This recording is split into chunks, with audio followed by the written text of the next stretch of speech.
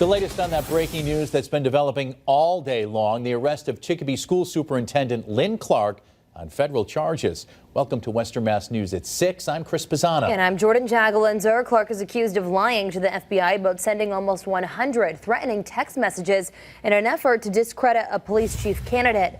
We have team coverage tonight for you, covering multiple angles of today's arrest. We begin with Leon Purvis, who was in the courtroom and the only Western Mass reporter outside the federal courthouse as Clark left the building. Leon? Yeah, Chris, Jordan, when Superintendent Clark left court this afternoon, I had questions for her. This after a federal judge released her on conditions. And this is about her lying to federal investigators after sending threatening text messages. What made you send the text messages? You told the FBI that you sent them. Is that true or not true? Do you have anything to say? Do you plan on resigning? Do you have anything to say? Anything message to staff, students? Excuse me. Any message to staff? Can you say anything at all about I have no comment. Chicopee Superintendent Clark walked out of U.S. federal court in Springfield Wednesday afternoon after the FBI arrested her at her Belchertown house earlier in the day.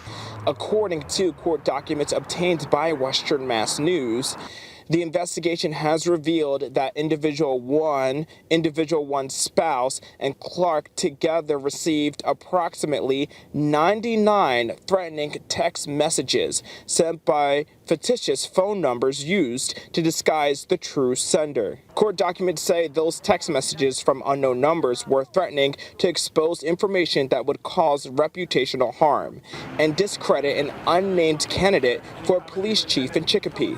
Investigators say she felt if individual one became police chief, it could negatively impact Clark's position as superintendent of Chicopee schools. Clark denied any involvement when asked by federal investigators. But investigators were able to determine the Clark burner account sent the threatening text messages.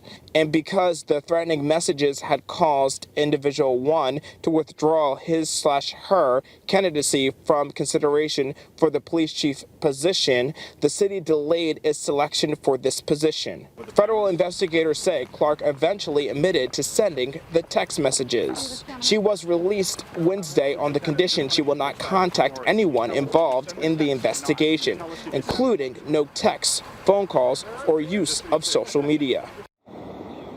Clark is expected back in federal court on April 27th. Live in Springfield, Leon Purvis, Western Mass News.